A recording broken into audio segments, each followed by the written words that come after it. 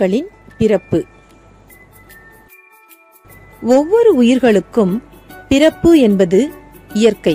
அதுபோல் தமிழ் எழுத்துக்களுக்கும் பிறப்பு உண்டு.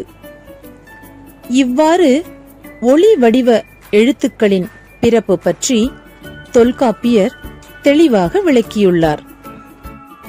வயிற்றில் இருந்து காற்று தோன்றி அது மார்பு, கழுத்து, தலை இவற்றில் தங்கி பல், உதடு, நாக்கு, மூக்கு, அன்னம் ஆகிய உறுப்புகளால் தூண்டப்பட்டு அனைத்து எழுத்துக்களும் தோன்றுகின்றன.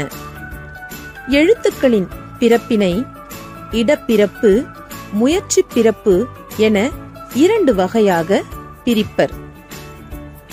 இடப்பிறப்பு கழுத்து, மார்பு இவற்றை இடமாக கொண்டு பிறப்பது. முயற்சி பிறப்பு நாக்கு, உதடு இவற்றின் முயற்சியால் நடப்பது.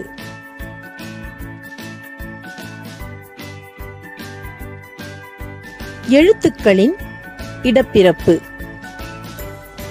உயிரெழுத்துக்கள் 12 இடையின எழுத்துக்கள் 6 கழுத்தை இடமாக கொண்டு பிறக்கின்றன. வல்லின எழுத்துக்கள் 6 மார்பை இடமாக கொண்டு பிறக்கின்றன. மெல்லின எழுத்துக்கள் 6 மூக்கை இடமாக கொண்டு பிறக்கின்றன. ஆயுத எழுத்து தலையை இடமாக கொண்டு பிறக்கிறது.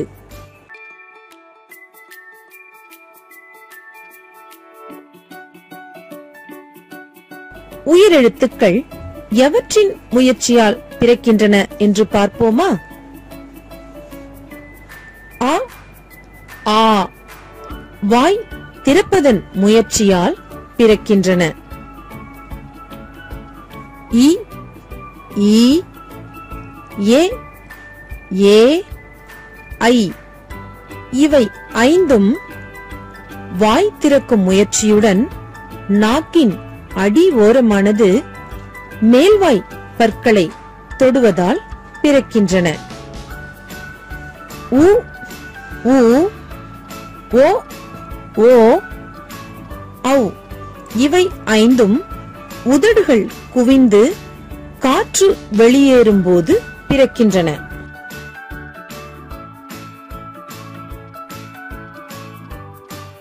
மெய் எழுத்துக்கள் இக், இங் ஆகிய 2 மெய்களும் நாவின் முதற்பகுதி, அன்னத்தின் அடிப்பகுதியை பொருந்துவதால் பிறக்கின்றன.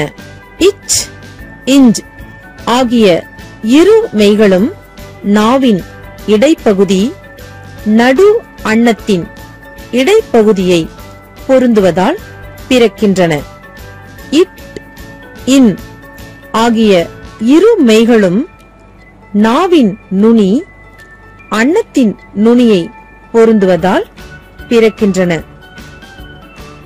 இத், இந்த் ஆகிய 2 மெய்களும் மேல்வாய் பல்லின் அடியை, நாக்கின் நுனி பொருந்துவதால் பிறக்கின்றன. இப், இம் ஆகிய 2 மெய்களும் மேல் இதழும் கீழ் இதழும் பொருந்துவதால் பிறக்கின்றன. ஈ இது நாக்கின் அடிப்பகுதி, மேல்வாய் அடிப்பகுதியை பொருந்துவதால் பிறக்கிறது. இர், இல் ஆகிய 2 மெய்களும் மேல்வாயை நாக்கின் நுனி வருடுவதால் பிறக்கின்றன. இல் இது மேல்வாய் பல்லின் அடியை நாக்கின் ஓரங்கள் தடித்து நெருங்குவதால் பிறக்கிறது. இல் இது மேல்வாயை நாக்கின் ஓரங்கள் தடித்து தடவுதலால் பிறக்கிறது. யுவ் இது மேல்வாய்ப்பல்லை கீழ் உதடு பொருந்துவதால் பிறக்கிறது. இர், இன் ஆகிய இரு மெய்களும் மேல்வாயை நாக்கின் நுனி மிகவும் பொருந்துவதால் பிறக்கின்றன. சார்பெழுத்துக்கள். ஆயுத எழுத்து வாயை திறந்து ஒலிக்கும் முயற்சியால் பிறக்கிறது. பிற சார்பெழுத்துக்கள் யாவும் தத்தம் முதலெழுத்துக்கள் தோன்றும் இடங்களிலேயே அவை பிறப்பதற்கு உரிய முயற்சிகளை கொண்டு தாமும் பிறக்கின்றன.